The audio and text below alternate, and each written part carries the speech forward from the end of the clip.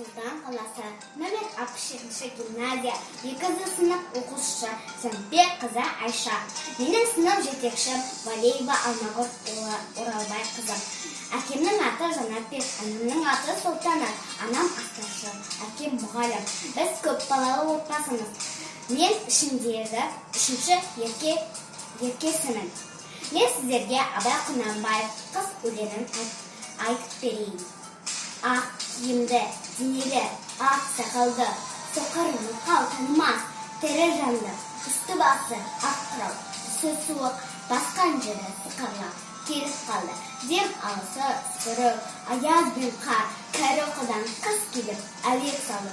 Шұпадай бүркін киген мақшырайтып, аяз бенен қызарып ажарланды. Бұлттай қасы жауып екі көзін, басын сілкісе қар жауып мазаңдалды. Бұрадай бұрт сақ кетіп бұрды алғанда, алты қанат ақ қорда үй шайқалды.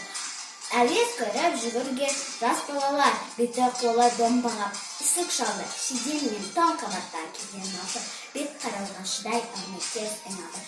Қар тепкенде қазмас қайран жұрға, титығы қыруына аз ақ қалды.